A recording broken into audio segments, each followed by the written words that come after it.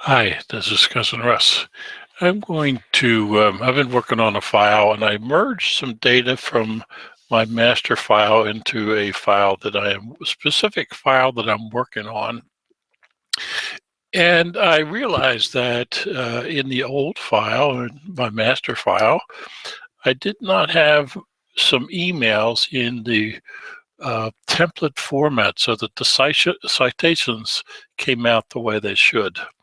So I thought I would just demonstrate this on how am handling emails uh, and the information that I got from those emails.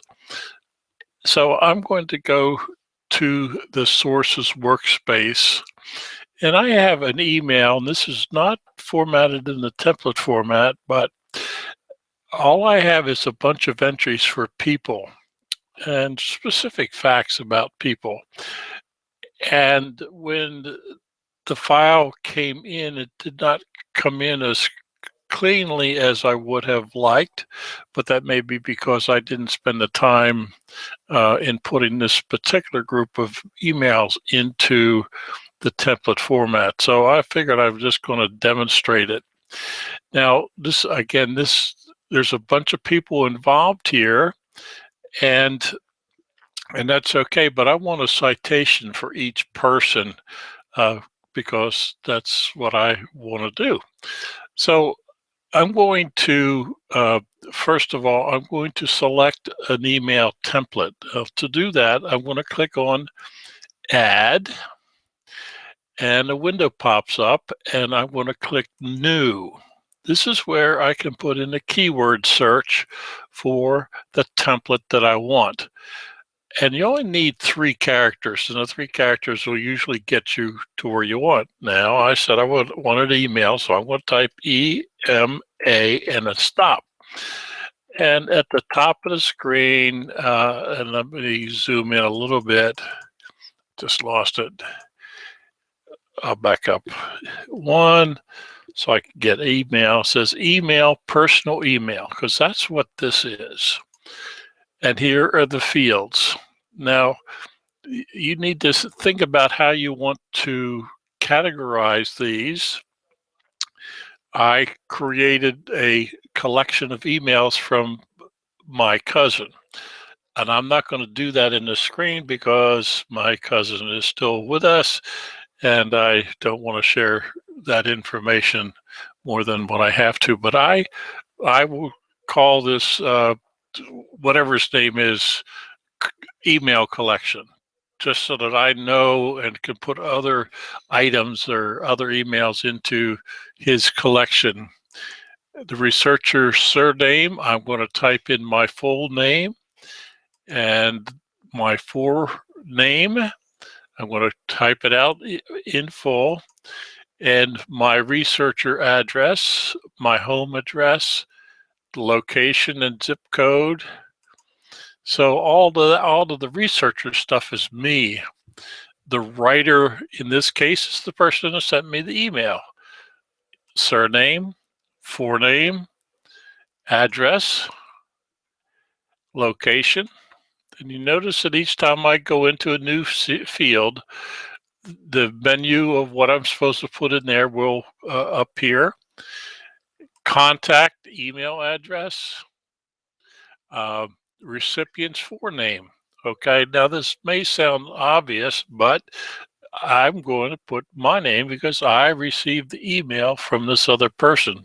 I happen to be I am the researcher, but I'm also the recipient of the email. So I put the name and the forename in that. Now I'm going to cancel out of that because I've already done that. I don't care to share my cousin's name and information any more than what I have to. I'm going to cancel out of that, and I'm going to come back to where all the emails were. Now, one thing that I want about the email is the date of the email. Now, this may not sound obvious, but I'm going to put that information in the citation text. it gives me the date of the email. If I actually had the email in front of me, I would put in the date and time of the email, but this will do for what I want to do. Now, I have moved this window around so that it's just above the name that I want to put into the citation detail. And all I'm going to write is information on, and that person's name.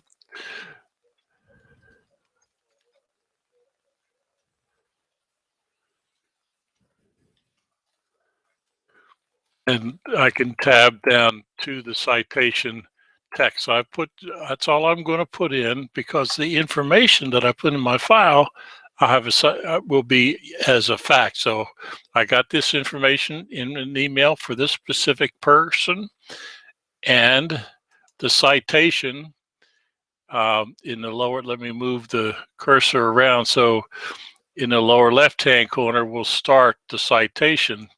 Now, there's no links to that person and that citation, so I'm going to go back to where that information came from, and I'm going to double-click on the name. Now, it's already got a fact here.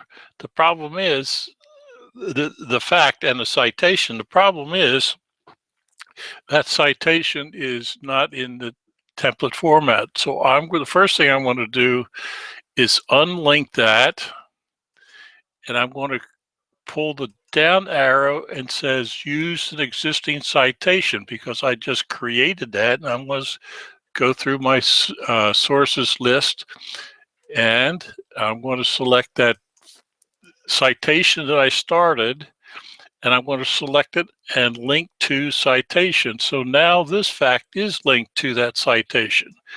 Now I'm going to select that and hit this next item that says copy source citation. That's a box. And I'm going to put it on the person's name and sex. I'm going to paste it, which is that fourth item in the menu.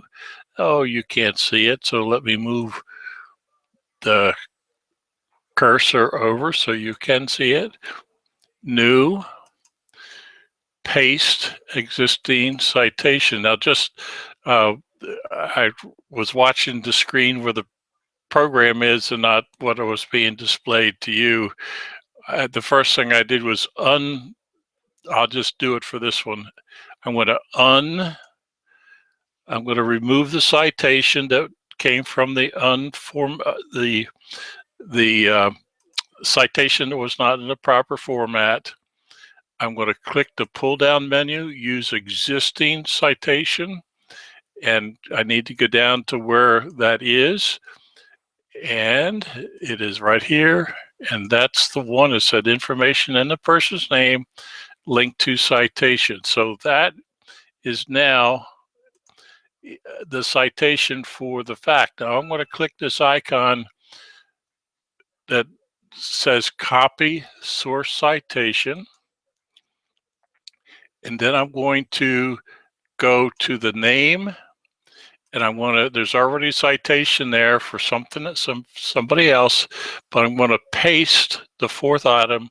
I'm going to paste that new citation to the name. So I have name, sex, and the birth location. Now I have a research log, which I'm going to enter, and I'm going to put today's date and the data that I just entered is that email. So now I'm going to go back to the sources workspace, and let me zoom out so you can see where I am. I went back to the sources workspace, and there is that citation that I just created and the three facts that I added. Now what I'm going to do now, this is the unformatted, not in the template format. I'm going to go to where I put the template formatted email. And there you go. So now I have just moved the unformatted citation into a series of 24 other emails that I got different information on different people. So you can see from the list that I've got 25 different people were mentioned in that email. There wasn't a lot of information, but actually this email had a lot of birth dates that for this particular family. So I don't know if that makes sense to you. The purpose is to, I had merged the file that had a bunch of emails, and I wanted to make sure that I had them cited correctly in the proper format, and that's how I did it. And if you have any questions, leave a comment in the Google Plus community or on the blog. Thank you, and have a great day.